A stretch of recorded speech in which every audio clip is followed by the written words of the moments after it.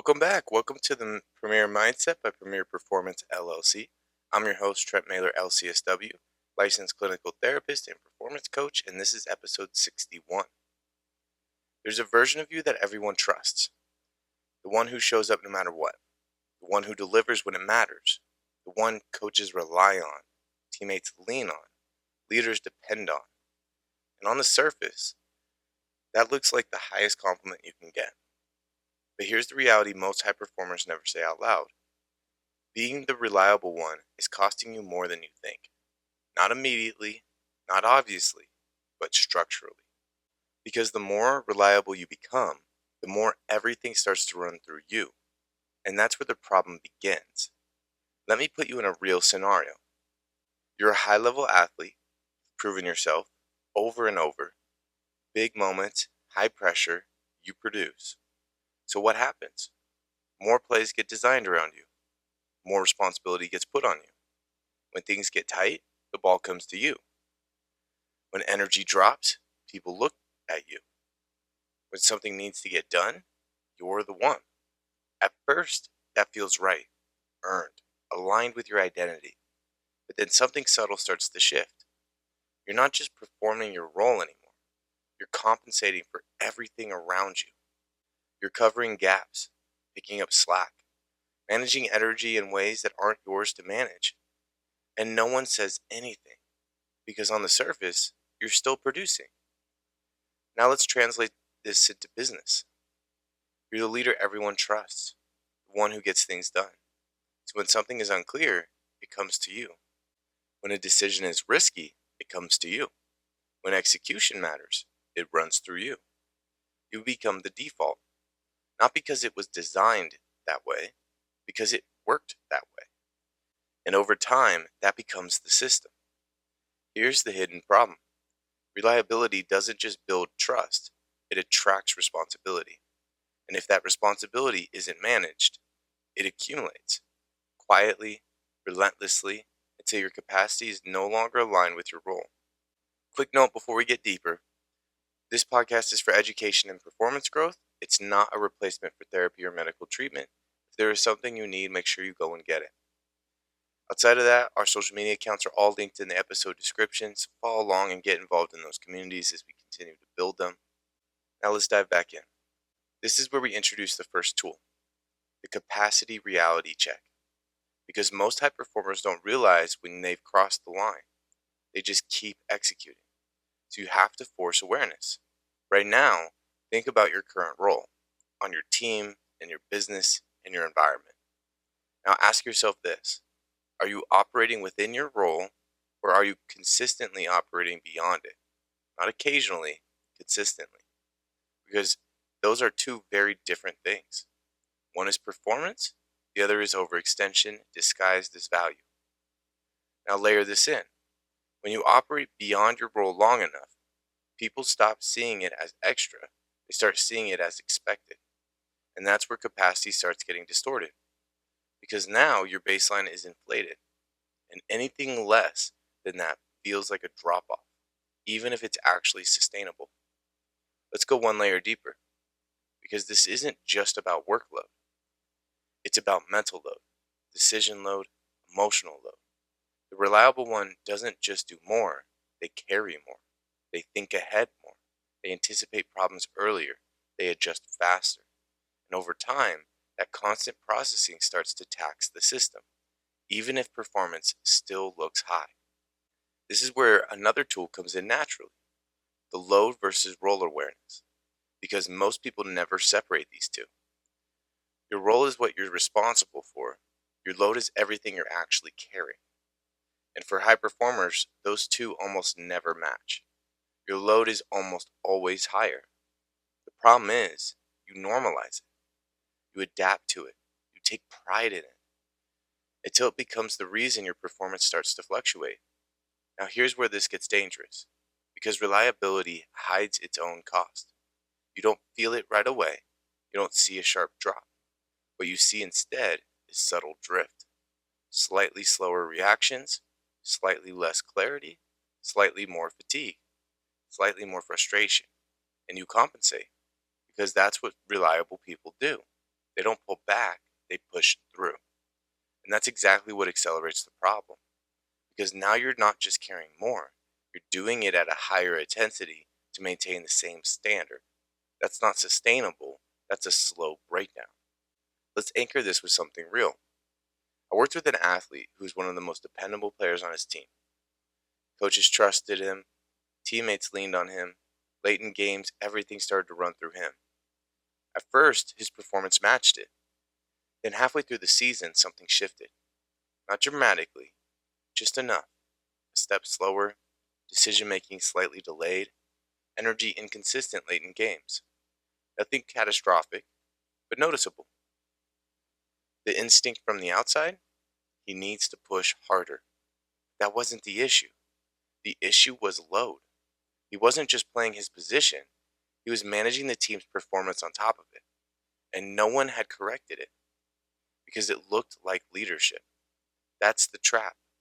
Reliability gets confused with capacity, and leadership gets confused with overfunctioning. Now, here's the shift you have to make early. Just because you can carry it doesn't mean you should. Because every time you take on more than your role consistently, you're training the system around you to rely on that version of you. And systems adapt fast, faster than you think. Now let's bring in one more layer. Focus.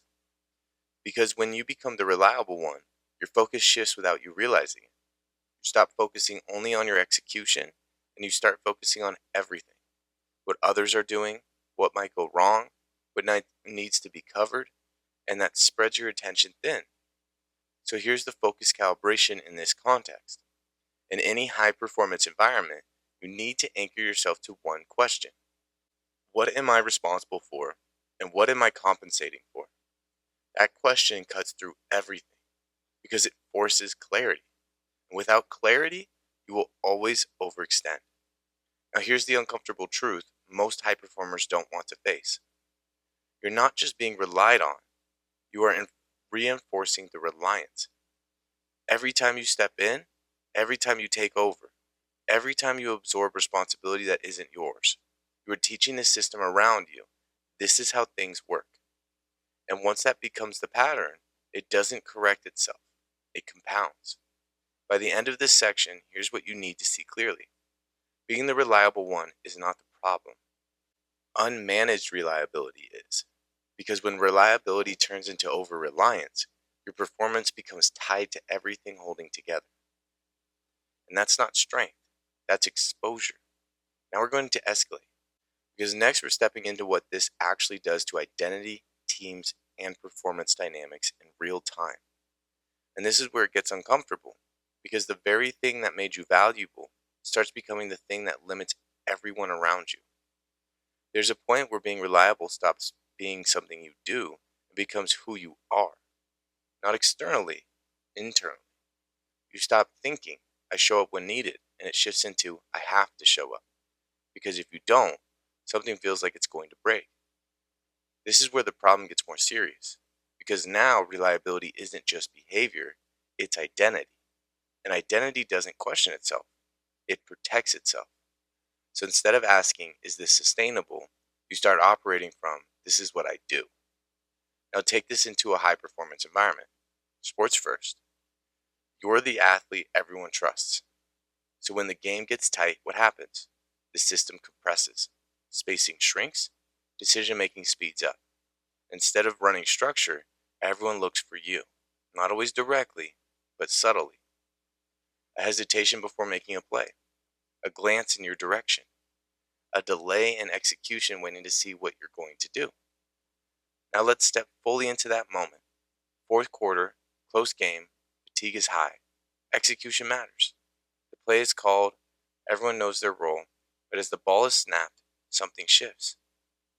One player hesitates half a second, another overthinks their assignment, someone else shortcuts their route. Not because they don't know what to do, because they're expecting you to take over. So you do. You compensate. You adjust mid-play. You make something happen. And from the outside, it looks like leadership. It looks like responsibility and reliability. It looks like you're carrying the team. But underneath that moment, something else just happened. The system didn't execute. It deferred. And that's the shift most people miss because it doesn't look like failure. It looks actually like success. You made the play, you saved the moment, you delivered. But what you actually did was reinforce dependence. Now take the same dynamic into business.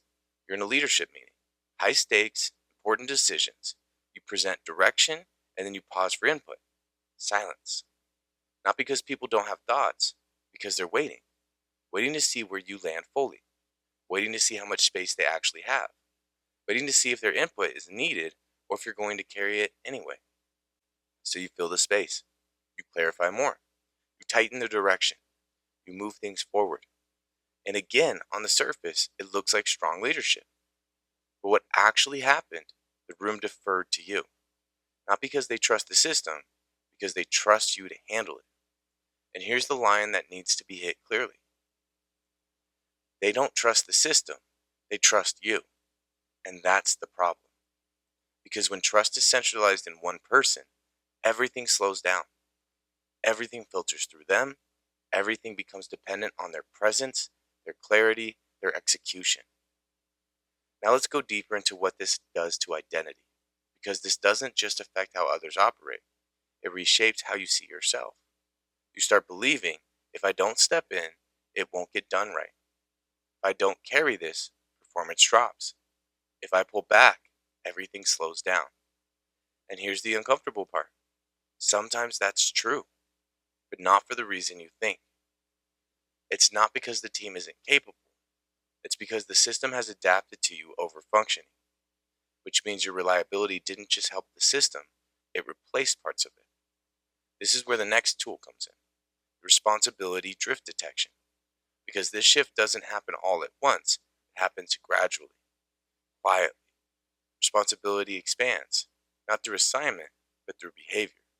You take on a little more here, you step in a little faster there, you clean something up instead of letting it play out, and over time, your role stretches without anyone formally acknowledging it.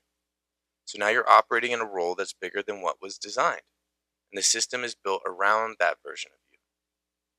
Now layer in another tool here, the dependency signal recognition. Because if you don't identify when dependence is forming, you will reinforce it. It doesn't show up as someone saying, I rely on you too much. It shows up in behaviors, hesitation before action, delayed decision making, a lack of initiative in moments that used to be automatic, increased questions on things that should already be understood. Those are signals, not of weakness, but of dependence. If you're not paying attention, you'll misread them. You'll think they need more clarity, they need more support, they need me to step in. So you do. And every time you do, you deepen the pattern. Now let's connect this back to earlier, the capacity reality check, load versus role awareness. Because here's what's happening underneath all of this. Your load is increasing because your role is expanding, because dependence is forming, because your reliability is reinforcing it. That's the loop. And it doesn't correct itself. Now let's go one layer deeper, because this isn't just operational, it's relational. Now let's connect this back to earlier, the capacity reality check, load versus role awareness. Because here's what's happening underneath all of this. Your load is increasing because your role is expanding, because dependence is forming, because your reliability is reinforcing it. That's the loop, and it doesn't correct itself. Now let's go one layer deeper, because this isn't just operational, it's relational. When one person becomes the reliable one, relationships start to imbalance. Teammates begin to lean instead of contribute fully. Leaders begin to trust selectively instead of broadly. Peers begin to defer instead of challenge. And over time, you stop being part of a system and you become the system. That might feel powerful. It might feel like impact. Might even feel like a leadership. But it's a fragile situation. Because if anything happens to you, this system struggles. And at a high performance level, fragility is failure waiting to happen. Now here's where this needs to land personally. Because this is a moment most high performers don't want to fully face.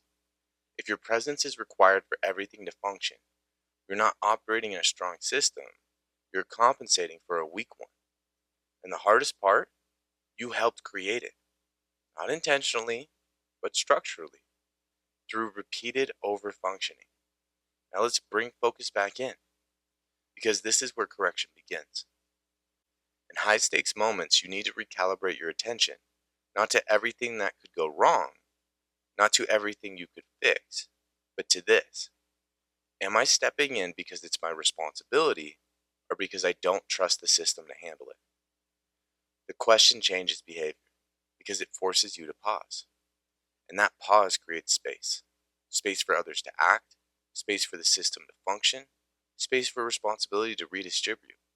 And that space is uncomfortable, especially for someone who's used to being the reliable one, because it feels like you're letting things slip. It feels like standards might drop. It feels like you're not doing your job. But what you're actually doing is allowing the system to recalibrate. And without that recalibration, nothing changes. Now, here's the emotional reality we need to hit before we move forward, because this is where it becomes undeniable. You don't get burned out just because you do too much. You get burned out because too much depends on you. And those are not the same thing. One is workload, the other is pressure, expectation, dependence. And when those stack long enough, performance doesn't just drop, it fractures. Now we're ready to escalate, because next we're going to break down exactly how this becomes a system level problem, and more importantly, how to fix it without losing your edge. Because this isn't about becoming less reliable, it's about becoming strategically reliable. By this point, you can feel it, not just conceptually. You can see it in your environment. You can recognize the moments when things start to lean on you, where decisions slow until you step in, where execution tightens once you take over. Now we need to answer the real question. Why does this happen? Not on the surface, structurally. Because if you don't understand the mechanism, you'll keep trying to fix it with effort. And effort is exactly what made you worse. Let's start with your nervous system, because this is where most high performance underestimates what's actually driving behavior around them. In high pressure environments, sports, business, leadership, people are constantly scanning for certainty. Not consciously, automatically. They are looking for what feels stable, predictable, reliable. And when one person consistently shows up, performs, and stabilizes outcomes, the nervous system locks onto that person. They become the safe option. Not the best option, not the most scalable option, the safest one. So in moments of pressure, fatigue, and uncertainty, people default to safety. They shortcut decision making. They reduce risk. They lean toward the person who has proven they can handle it. That's you. Now here's the part most people miss. This isn't just happening in big moments. It's happening constantly. Small decisions, micro hesitations, split second reads. Every time someone chooses not to act independently and instead waits, looks, or defers, they're reinforcing that pattern. And your reliability is the anchor that makes it possible. Now layer in pattern recognition. Because once the nervous system identifies something as reliable, it doesn't reassess every time. It assumes, which means your teammates, your employees, your peers, they stop asking who should handle this and start defaulting to they'll handle it. That's efficiency on the surface, but underneath it's dependency.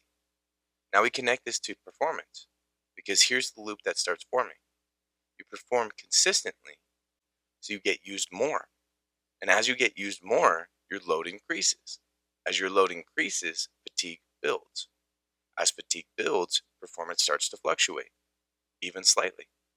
Now pressure increases because that system still depends on you.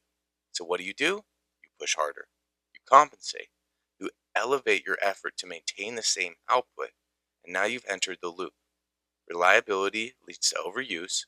Overuse leads to fatigue. Fatigue leads to inconsistency. Inconsistency leads to pressure. And that leads to more reliance. And it keeps on going.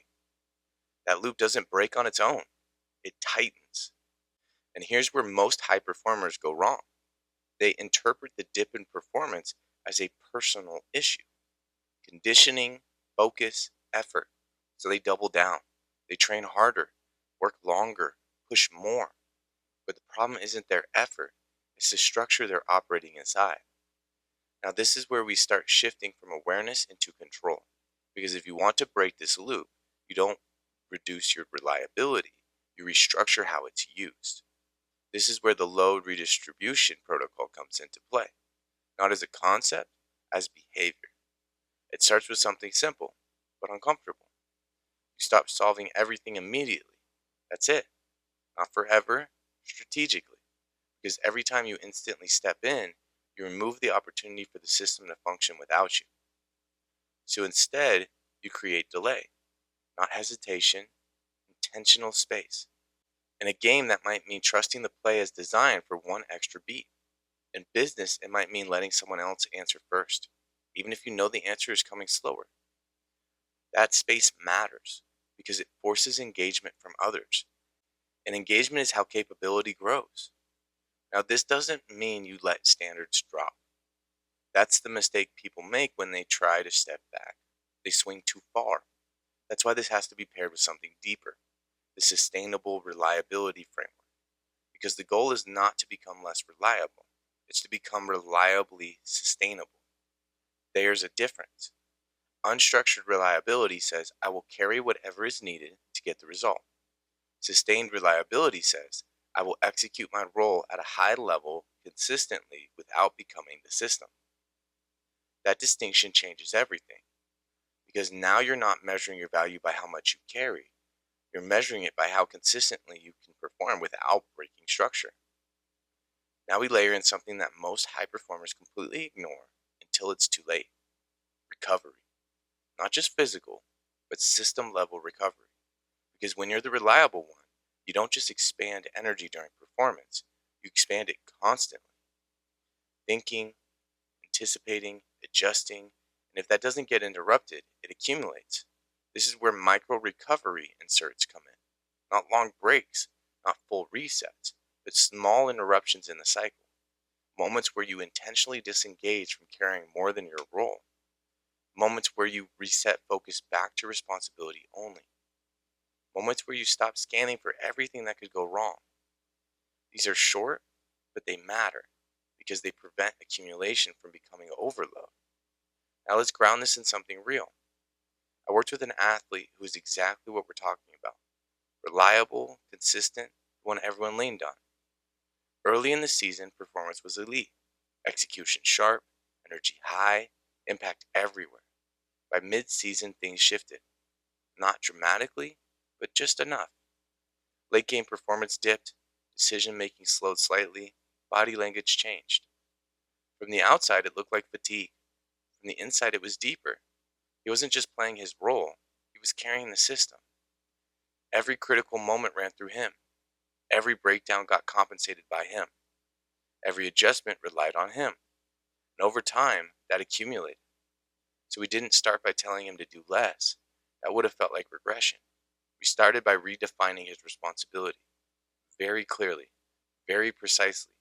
What is yours? What is not? Then we built in controlled space. Moments where he stayed within the structure, even if it felt like he could do more. At first, it felt wrong, like he was holding back, like he wasn't being who he was. But what started happening was subtle. Teammates began stepping in more, execution outside of him improved, the system started distributing load again, and by the end of the season, his performance stabilized. Not because he did more, because he carried less of what wasn't his. That's the shift.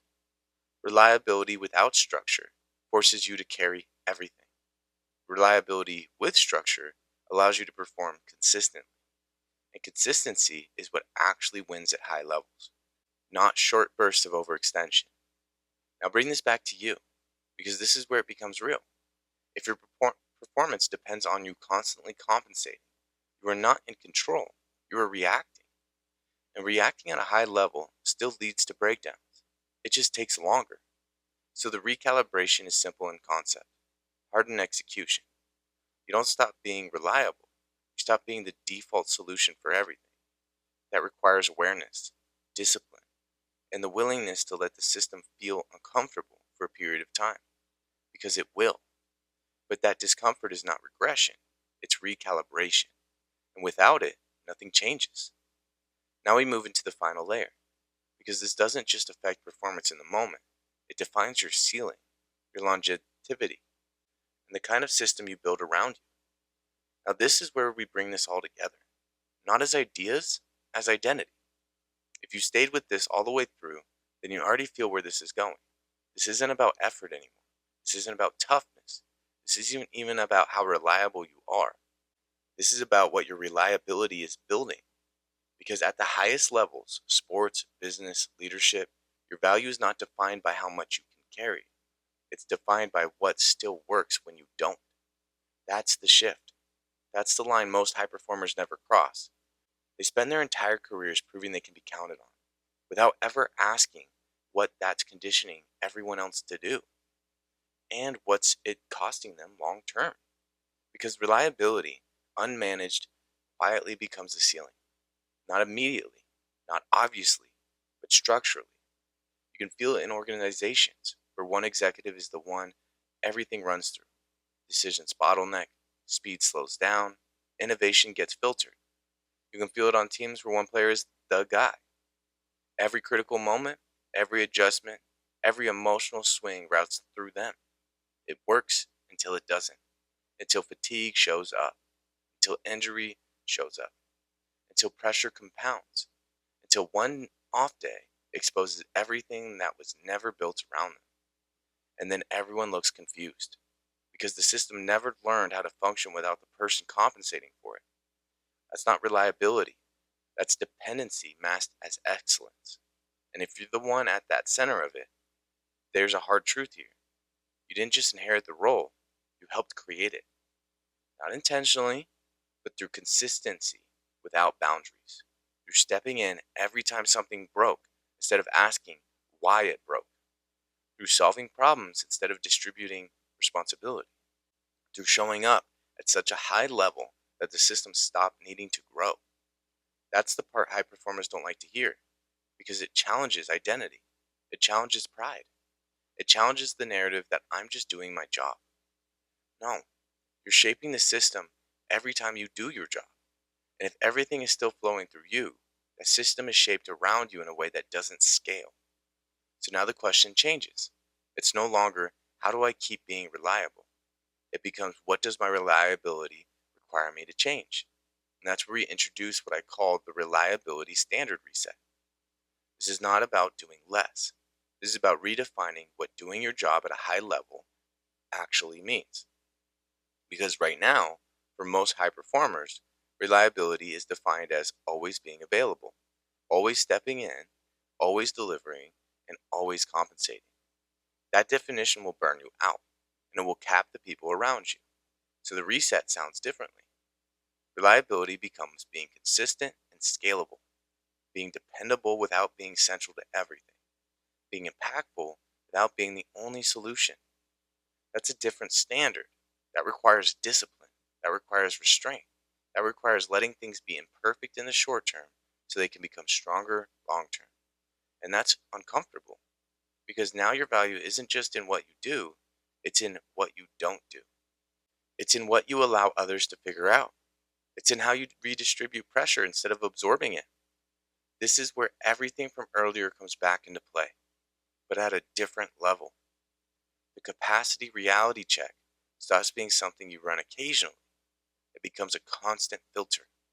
You start recognizing earlier when you're over allocating yourself. You start catching moments where you're about to say yes out of habit, not strategy. You start noticing when your calendar, your reps, your mental load is telling a different story than your role. And instead of pushing through it, you adjust. Not emotionally, structurally. Load versus role awareness sharpens here. You start separating from what you can do from what you should do. That's a critical distinction, because high performers can do a lot. That's the problem. Just because you can handle it doesn't mean it's aligned with how the system should function. So you start stepping back in specific moments, not across the board, but strategically. You allow someone else to take the rep. You let a teammate handle the situation. You let a leader under you make the call, not because they're ready, because they need to be. That's how systems evolve. That's how teams scale. And yes, that comes with risk. There will be mistakes. There will be inefficiencies. There will be moments where you could have done it faster, better, and cleaner. That's not failure. That's investment. Because every time you don't step in, you create space for someone else to grow. And every time someone else grows, the system gets stronger. That's the trade. That's the discipline. Responsibility drift detection becomes sharper here too. You start recognizing when things are sliding back toward you, because they will. People will default to what feels safe. They'll try to hand things back to you. They'll look to you in pressure moments. That doesn't stop, but your response changes. You don't automatically accept it. You redirect it. You hold the standard. You reinforce ownership. That's leadership. Not absorbing everything. Shaping where everything goes. Dependency, signal recognition becomes almost automatic. You can feel when someone is leaning on you too much. You can hear it in how they ask questions. You can see it in how they hesitate. You can sense it in how decisions stall when you're not present. And instead of stepping in to fix that, you address the pattern. You shift it. You move the weight. That's where the load redistribution protocol comes fully online. Now, it's not reactive, it's proactive. You're not waiting until you're overwhelmed. You're constantly calibrating where pressure sits. You're making sure it's spread in a way that allows performance to sustain. You're thinking in terms of system health, not just individual output. And that's where the sustainable reliability framework becomes real. Because now your reliability isn't measured by how much you do, it's measured by how well everything functions. With you, without you. Under pressure, over time. That's the new standard. That's what separates high performers who burn out from high performers who build something that lasts. And then there's one more piece that gets overlooked: the micro recovery inserts. Because even when you do all of this right, you're still operating at a high level. You're still carrying responsibility. You're still producing. Recovery isn't optional, it's part of the system. Not long breaks, not waiting until you're exhausted. Small, intentional resets. Moments where you step out mentally. Moments where you reduce load temporarily. Moments where you let your system come back to baseline. Because without that, everything we just talked about eventually collapses. Sustainability isn't just about distribution, it's about regeneration. Now let's take this to the level that actually matters: long-term legacy. Because this is where the emotional weight of this conversation really lands. There are two types of high performers: the ones who are remembered for how much they carried, and the ones who are remembered for what they built. The first group gets respect. The second group creates impact that outlives them. And the difference is exactly what we've been talking about. If everything depends on you showing up perfectly, if everything depends on you being you, if everything depends on you executing, if everything depends on you compensating, then the system is already broken. Not because you're not good enough, because it requires you to be perfect to function. And perfection is not sustainable. The question is, what happens if you're not there? What happens if you're off? What happens if you're gone? Does everything collapse or does it continue? That answer tells you everything about what you've actually built. And this is where identity shifts. Because high performers at the next level understand something different. They don't just carry weight. They design where weight goes.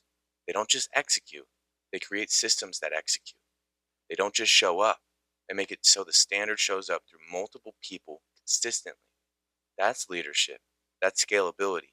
That's sustainability. And that's what we do inside Premier Performance. Because this isn't solved by awareness. It's not solved by hearing this and thinking that makes sense. You already know that doesn't change behavior. That requires structure. It requires accountability. It requires someone calling you out when you default back into overfunctioning. It requires building systems around your performance, not just pushing harder inside it.